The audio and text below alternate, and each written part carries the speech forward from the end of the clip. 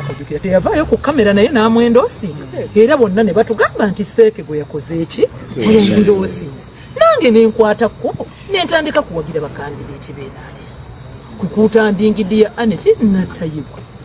era nakujjukiza buli mubaka nakukola ki ku mikutu luwa wonna nga mbeera mu kubajjukiza nti bannange tetwerabira okukola ki okulonda abantu bano kati president nabadde musanyufu nti ekyo yannyambye nakyo n'akibuulira Jacob namuga nti naye bambi ye Nameere yali yatwala obuvunaanyizibwa n'akola ki n'ambuuza ate ebiseera ebyo eyo yali status quo era nange ne muwaga aheedi nti abantu abo mubawagire wabula ndowooza ate mbadde sinnafuna budde bumubuulira kino oba bubayita nga ba MP bonna kale kyannyambye nnyo president yennyini okwogera ne Honorable Jacob Mboso ate bambi n'omwami eggulo n'atwala obuvunaanyizibwa n'ankubira essimu n'ambuulira era nejambulidde n'okumbuulira Honorable nti abo bennyini abantu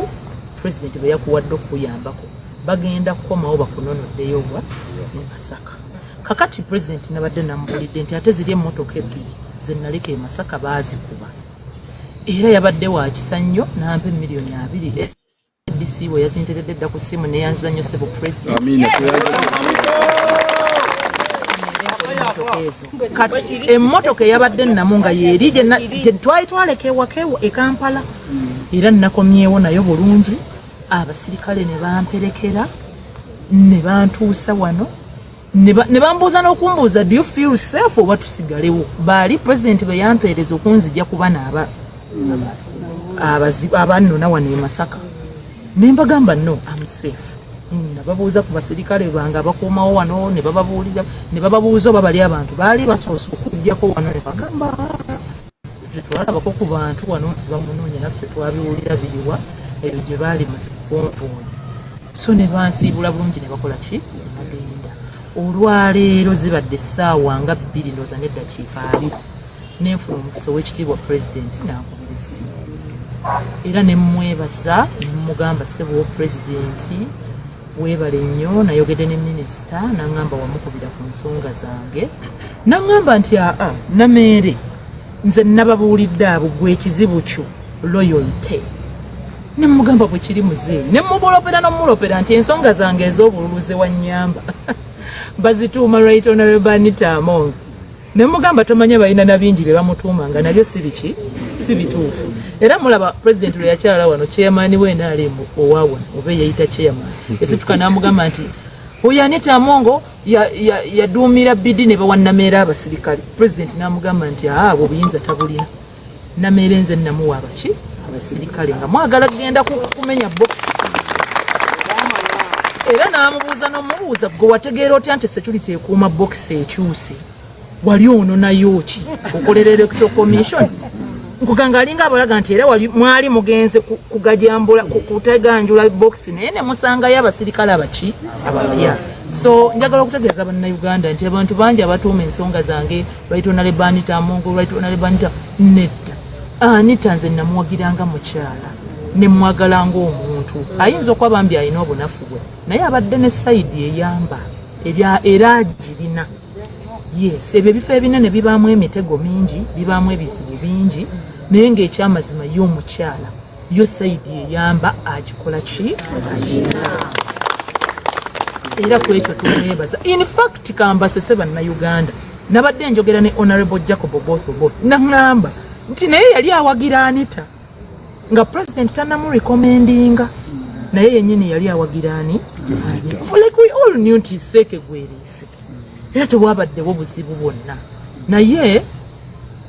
president we mbadde njogera naye n'ambuulira ekiriwo from his mouth to my ears n'ambuulira nti yes muzzukulu tuyinza okuba twayogera ebiseera ebyo mu March nga Right Honorable Anita ne Right Honorable Tayebwa betuleeta naye byakyuse ebyava mu kunoonyereza bingi ebitagenda kuki n'agamba ye ali democratic ate aba tayagala muntu amugeya abiwulirira ebbali era n'agamba ku Lwokuna yatwala obuvunaanyizibwa bonna n'abayita Olwokuna lwa wiiki ewedde n'abibalaga byonna nga bwe baali babimulaze kati ne mmugamba muzeeyi akitegeeza nga si birungi n'agamba of course nga si birungi n'agamba naye kale ekyamazima enkola ya president takaza oyinza okuba olina ebintu nga 10 ye n'akutiipingayo bibiri okukutegeeza nti si musanyi takutuuzawo nti akaze nnyo musiibe ku ekyo so andaze nti yabalaga nti ebintu bingi ebitagenda kuki ate bombi era ndaba abantu beetikkako nnyo Right Honorable Anita naye yandaga nti ku bombi nagamba nti however nti ku saidi eya deputy speaker sort of yalinga ensobi ezimu azikkiriza era n'azikola ki n'azeetondera naye nagamba nti Right Honorable Anita n'amulaga nti ye asobola okuteekawo fight ekakasa nti bye bamwogerako byonna bikyamu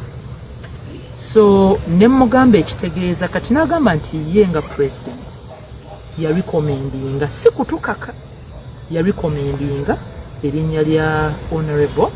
Jacob Oboth ne mugamba nti mwattu nange emabegakawo nali nawulirako nti yeesimbyewo ng'oli omugenzi yakafa nagamba yeesimbawo naye ne mustopinga ne mugaa chance tugiwe Right Honorable Anita so abantu abamu abatandise oleeta emboozi eno nga erimu malisi abaagala okifuula nga aziifu president oba yakozesezza malisi oba kukozesa Anita nga ne bamusuula namwe mubiwulira bamu bali mu byogera si bwe kiri wabula ye ali democratic era akulaze nti waliwo Jacob yali ayagala okujja ate n'amustopinga n'aleetaani Right Honorable Anita so nambuulira amazima nti recommendation eriwo essaawa eno era gye bagenda okupresentinga eri caucus yeyokuba nti Oboth yagenda okukwatira NRM bendera mukwano waabwe n'agamba however ababaka muli baddembe kubanga mwe balonzi oli waddembe okuwakanya n'agamba nti ye aleese obuki n'agamba naye akalulu k'obwa sipiika alabika yali teyatwala budde kutuwa bulamu nti akalulu ako sipiika tulina kuba nga ffe tukwagala mu ntebe n'agamba kati nga woolaba Jacob nti tabibaddeeko nga ye aliko byo byabwa minisita wa defense ne bamurecommendinga nti sort of bwe kirina okuba n'agamba naye kayonoonekera nnyo mu biseera bya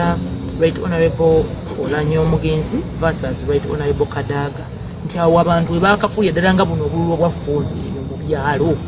tikakufa na kuwona naye n'agamba akakalu kalina kuba simple tekalina nakubeera nnyo mu public domain kalina kuba mu babaka nga kali simple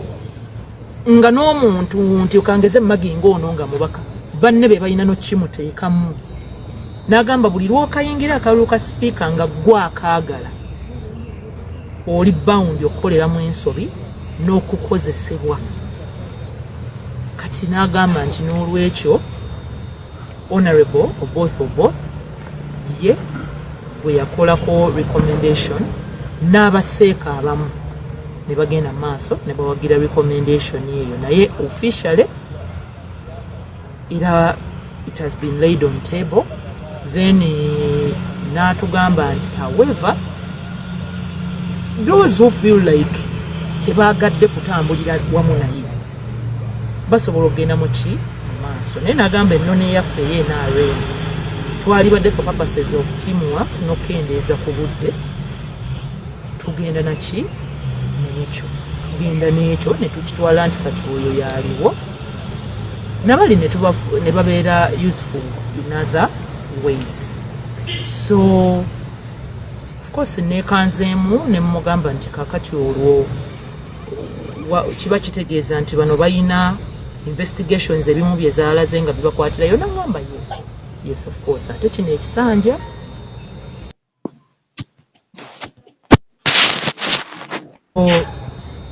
nze nninda bulinzi kokasi babaka bannange kubanga kyentegeddeko nti Right Honorable Anita Among aba tagenda kwesimbawo okusinziira ku bye baayogera ne president bwe baasembayo okukola ki okwogera bw'aba yeesimbyewo abakyala bayita bazi nesimye okubanga ndi mmere waali mulamu n'afande wuli bwali sirina wantu wonna we bansibidde mpuliddeko ekikazi ekikulu kinnamagwatala simanya mu Kibyani kibadde ku biraivu ebyo bino ebikazi ebiba bitamanyi baabizaalamu ebyale mu nsi mpuliddeko ekikazi kinnamagwatala bayadde bakiyita mu Kibyani something ekiwulidde ku live kinnameere baamututte ekigwa mu prison tebayinza kutwala muntu kigo mu prison nga tali ku remand bannanga obutasoma buluma bukulu mulekeraawo okuswaza abaana bemuzadde n'ababeebakako mulekeraawo okubaswaza liba omuntu ayogera ebintu nogawani asula kuwono bannanga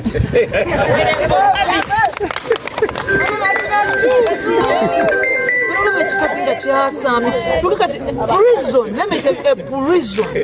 toyingirayo nga toli ku remand. You don't go to prison when you know either amaje gakuarresting and gakuteeka ku police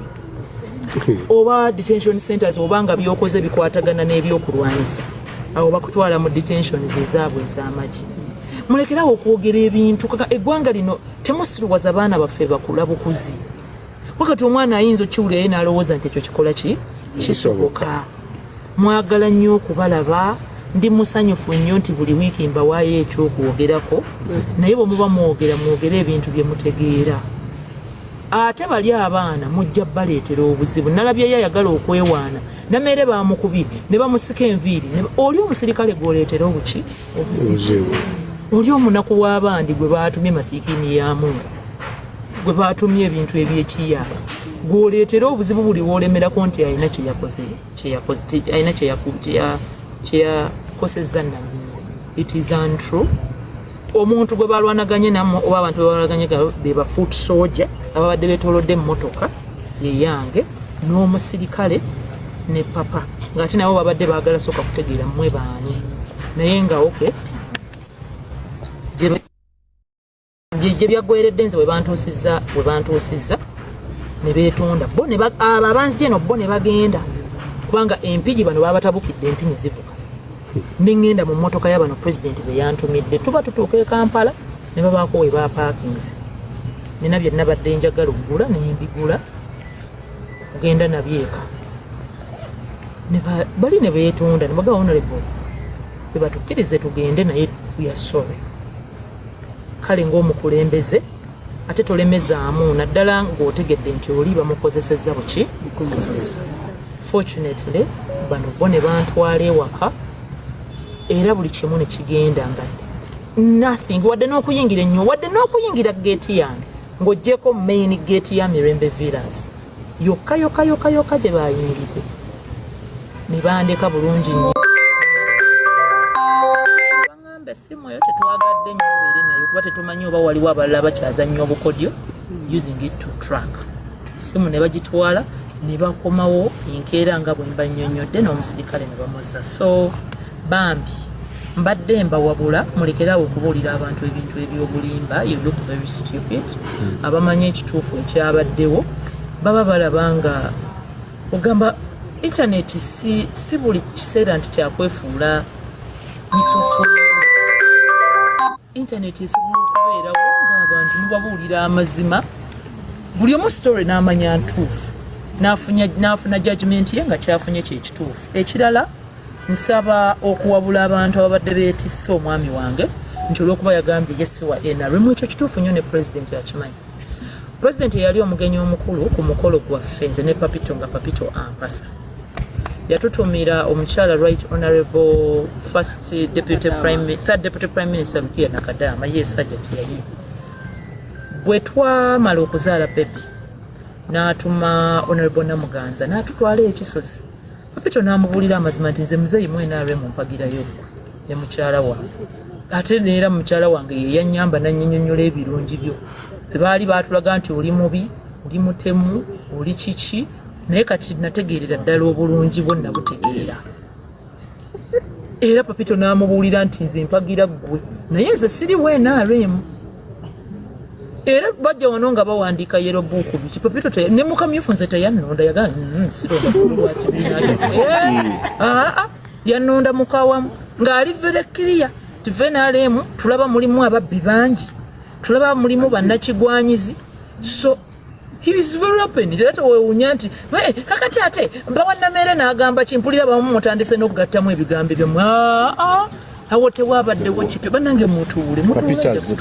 mutuula tofaayo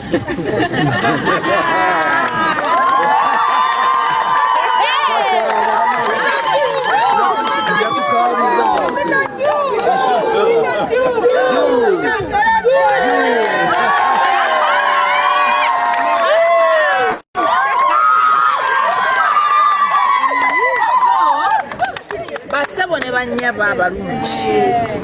ebyo bwebityo bwe byakoze eki Honorable Jacob Oboth omwami ono yamuwa ekkanzu kuba ekifaananyi ekyo ate obuzibu ekiri kuli simanyi oba oyinza okumpa nenkidisipuleyinga tetulina ate nomuomeze nga teriimu kusaliriza ng'eri backed by evidence of investigation eraga nti waliwo ebitagenda bulungi mu mulembe gwa Right Honorable Anita Anitamu ne Deputy Speaker Tayebwa ng'ate omukulu tabinenyezaako n'alongo yekka abimunenyeza n'abinenyeza ne Deputy n'ababaka agamba n'ababaka omukyala bamuleetinga down enguzi baakitwala nnyo ng'ekyukuza so tali nti nno n'alongo gwe batisse emigugu ye mubi ye buli kimu wabula paalamenti eyo erabika yo nga paalamenti mwalimu obuzibu mwalimu ebitabo bitusaba mukama atuyambe tugonjoole nga bwe siri wankwe ate mpoze essimu yange yemukuze ba recordings nga bwe siri wankwe bwe mmaze okwogera ne president nkutte n'ensooka nenkubira naalongo ng'essimu naye muweereza message ne mugamba nti Right Honorable era nze ensonga ezange ezabaddewo sizamaanyi bwe byakoze eki byawedde sirina we nawandiise statement sirina yadde even questioning sirina empimu tebaseka kuteeka so sirina ebyo ebyempingu tebyabadde sirina we nawandiise statement kugamba ne mulaga nti ebyange it is almost a negligible si nsonga saawe kuba ne president era bwe mbadde mulokera nze muzeeyi Kabanda yampayiriza era ngamba don't tell me that is a crook bwedda ku byaffe ku bya NRM ebyokulwanyisa enguzi sibalimba bwatyo bwangambye president bwe mugambe muzeeyi Kabanda yampayiriza nadda ku mikutu gye n'agamba neyeewaana simanya nze bankutte simanya bakoze eki neyeewaanawaana simanya nze ndi sitooka nfu yeye sitooka empya nagamba ate lwaki teyasooka kyeyita nga gwe tonnakyeyita olaba nti akopagu nangamba nemuka Kabanda yagenze n'alimba mbunze nagyemeseza ababaka tebagenda ewa Honorable Oboth kati muzeeyi nangamba ate gwe omupya nga gwogyemesa ababaka ng'oba olina amaanyi obuukikulu naye okukama ate ogyemesa ababaka okgenda ku mukolo nemugamba muzeeyi tebyabadde tabiwadde nabuti nangamba you don't worry nemubuuliramu ebyabaddewo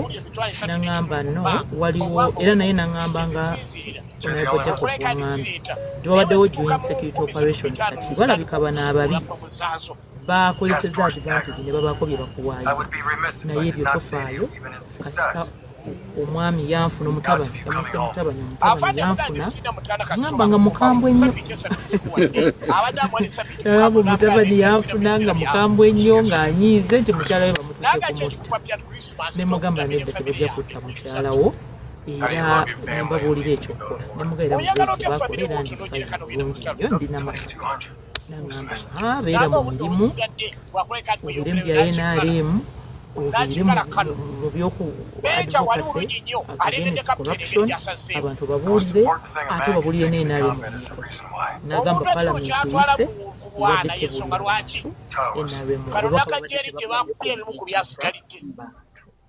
so n'abeera mulungi nnyo gyendi naŋŋumya nambuulira ne mubuulira ebyomotoka ze baakubye sente zenamuzindi ne baziteekawo bulungi ne baziteekako bulungi nnyo ku ssimu era ndi musiimu emmotoka bbiri zaabadde zayonooneddwa naye kakati bataddeko ssente ezo era sirina buzibu bwonna emmotoka bajja kuzikola nga bwenkozesa endala eyokusatu kakati gye tumaliririza n'omukulembeze nagamba tofaayo kasita wanfunye era ekyo nkyebaliza ddala Mukama Katonda nti omukulembeze w'eggwanga si buli omuntu asobola okuntuukirira naye ekyamazima I was so humble bwe nalabanga butuufu tebasobose na kusomoka mpiki nga nafunye dda abantu abanyamba era naye nemwebaza ti omusirikale gwe yambeereddewo nnyo yateekawo ekifuba kinene nnyo ebikonde ne bivuga naye si kumala gajja n'omala gatwala principal we n'olwekyo amagye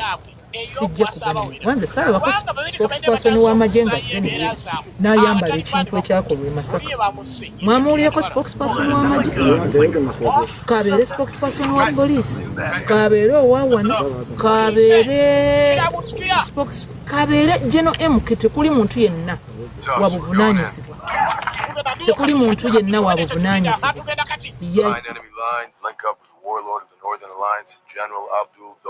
tugenda kuleka tugenda mbalabe tusinkana omusajja ow'omukago General Abdul Bostov, which happens to be the stronghold and linchpin for the entire northern Taliban